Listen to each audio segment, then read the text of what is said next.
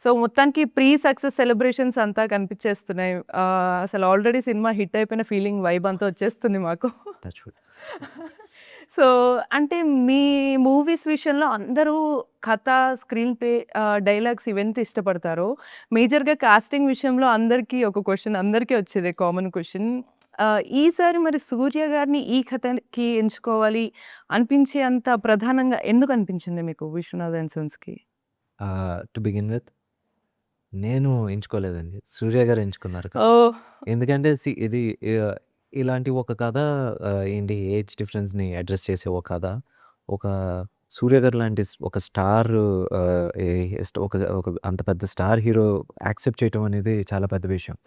I wrote a story. నాకు నచ్చింది. అందరికీ నచ్చుతుందన్న హోప్ ఉంది. నచ్చేలాగా తీశానన్న కాన్ఫిడెన్స్ ఉంది. కాపోతే ఆ కథని ఒక స్టార్ హీరో లైక్ సూర్య గారు చేయటం అనేది, యాక్సెప్ట్ చేయటం అనేది ఇట్స్ యాక్చువల్లీ వెల్కమింగ్. ఎందుకంటే సూర్య గారు మనం స్టార్టింగ్ నుంచి చూస్తే ఆయన ఎప్పుడూ ఒక డిఫరెంట్ సినిమానే చేశారు. So, you know he follows trend. ఏంటి ఏంటి బాగా ట్రెండ్‌ని ఫాలో చేస్తారు. ఏంటి ఆడియన్స్ ఇప్పుడు ఎలా ఆలోచిస్తున్నారు. ఇప్పుడు ఇప్పుడు ఎక్కువ మూవీ గోవర్స్ ఎవరు? ఈ జెన్‌జీ వాళ్ళు ఎక్కువ ఏంటి మూవీ గోవర్స్ ఉన్నారు. వాళ్ళకి నచ్చినట్టుగా ఒక సినిమా చేయాలి. వాళ్ళకొచ్చేసి ఇప్పుడు their interest is not mass cinema or class cinema. Entertainment.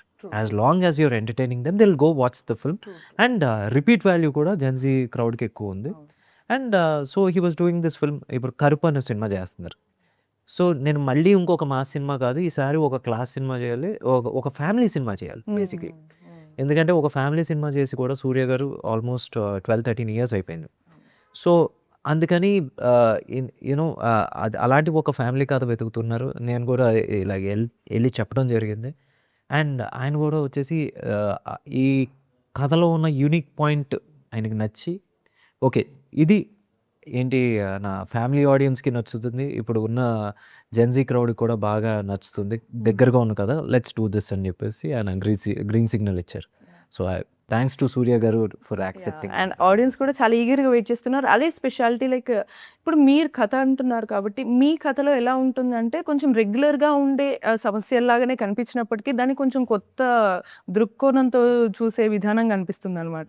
So, ఆ వేలో మరి ఈ మూవీని అందులో కొంచెం ఈ జనరేషన్‌కి కనెక్ట్ అయ్యేలాగా కొంచెం older man and young girl అనే కాన్సెప్ట్ తీసుకున్నారు. ఈ సెన్సిబుల్ లైన్ అనేది కూడా మళ్ళీ యాక్సెప్ట్ చేయగలుగుతారు ఆడియన్స్ ఎలా తీసుకుంటారు అనే డౌట్స్ ఏమన్నా ఉన్నాయా? లేదండి.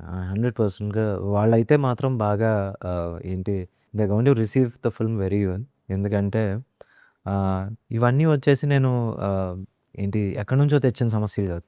ఇన్ని జరుగుతున్న ఇదే. అండ్ ఏంటి ఈ ఏజ్ డిఫరెన్స్ అనేది వెన్ ఇది నేను మామూలుగా రాస్తున్నప్పుడు కూడా నేను కొంచెం ఒక ఇద్దరు ముగ్గురు యాక్చువల్‌గా చాలామంది అమ్మాయిలని అడగడం జరిగింది. ఒకవేళ ఇంత పెద్ద వ్యక్తి ఉంటే మీరు పెళ్లి చేసుకుంటారా అని. గర్ల్స్ వచ్చేసి ఏజ్ డిఫరెన్స్ అనేది ఒక ఇష్యూ కింద చూడట్లేదు. That that's actually surprising. ఎందుకంటే you know me or my co 80s kids would have definitely found it as చిన్న టాబూ. బట్ ఇప్పుడు వచ్చేసి జనరేషన్ మారింది. They want more they are like they liking matured man. I don't know the reason but it's a reason to address. అది మంచా చెడా అని కాదు. ఒకసారి I thought why don't we address that exactly. Part అంతే. Yeah! And ఈ స్టోరీని and 'Mamitha బైజుని' అంటే హీరోయిన్‌ని చూజ్ చేసుకునే విధానంలో కూడా మీ మూవీస్‌లో కొంచెం గ్లామరస్‌గా కనిపించాలి నాకు అనే థాట్ ప్రాసెస్‌లో కాకుండా సింపుల్‌గా లైక్ మన ఇంట్లో ఉండే వైఫ్ ఎలా ఉంటుంది? లేదా చుట్టుపక్కల నిజంగా బబ్లీగా ఉండే అమ్మాయి ఎలా ఉంటుంది? అనే పాయింట్ ఆఫ్ వ్యూలో తీసుకుంటున్నారు మూవీస్‌లో. సో, 'మమితా బైజుని' చూజ్ చేసుకోవడానికి రీజన్ అండ్ తను కూడా ఈ స్టోరీని ఎలా రిసీవ్ చేసుకున్నారు? సో, 'మమితా బైజు'ది యాజ్ ఐ సెడ్ ఆ అమ్మాయిలో ఒక చిన్న అల్లరుంది. ఒక ఏమంటారు? ఒక అమాయకత్వం ఉంది. ఒక అల్లరుంది. ఆ అమ్మాయి ఒకవేళ నిజంగా ఆహ్, పెద్ద వ్యక్తిని ఇష్టపడితే ఎందుకో అది తప్పుగా కనబడదు. ఎందుకంటే ఆ అమ్మాయిలో నిజంగా జెన్యూన్ అల్లరుంది. సో, ఆ అమ్మాయి ఒకవేళ ఎవరినన్నా అలా ఇష్టపడినా సరే ఒక చిన్న అడ్మిరేషన్ కింద ఉంటుంది. It won't sound or look wrong. And ఎందుకో నాకు ఆ అమ్మాయి మొహం చూస్తే నాకు అలా అనిపించింది. అవును. అండ్ అది ట్రాన్స్లేట్ అయింది కూడా. రైట్. అంటే చూసే ఆడియన్స్‌కి కూడా ఇది అదే క్యూట్ పెయిర్ అనే ఫీలింగ్ లాగానే వచ్చింది. అంటే హీరో, హీరోయిన్ లాగా కాకుండా అవునండి. ఇదొక క్యూట్ పెయిర్ లాగా ఫీలింగ్ వచ్చింది. సో, అది డెపిక్ట్ చేసే విషయంలో మీరు ఆల్రెడీ స్క్రీన్ ప్లే విషయంలో, డైలాగ్ రైటింగ్ విషయంలో చాలా కీన్‌గా, హార్డ్ హిట్టింగ్ డైలాగ్స్ రాస్తారు. సో, ఇలాంటి సెన్సిబుల్ థింగ్స్‌కి మీరు బిహైండ్ ద వర్క్ ఎలా చేశారు? True to the script as I said యూజువల్గా నేను ఎప్పుడు షూట్కి వెళ్ళక ముందు నేను బౌన్ స్క్రిప్ట్ లేకపోతే నేను షూట్కి వెళ్ళను. అండ్ అలా బౌన్ స్క్రిప్ట్ ఉంది కదా అని చెప్పేసి అక్కడితో ఆపేయను. So betterment every day discuss చేస్తాను. ఎవ్రీ డే నేను I discuss with actors. Sir ఇలా చేద్దాం, ఇలా చేద్దాం, ఇలా చేద్దాం, ఇంకొంచెం సంథింగ్ ఏదో ఒక మంచి మాట ఏదో ఒకటి రాస్తే జనాలు వచ్చేసి ఇష్టపడతారు. ఎందుకంటే ఈరోజు జనాలు సినిమా చూసి వెనక్కి ఇంటికి వెళ్ళినప్పుడు వాళ్ళకి గుర్తుండిపోయేవి జస్ట్ కాన్వర్సేషన్, ఆ సంభాషణలే, దాంట్లో డైలాగ్స్.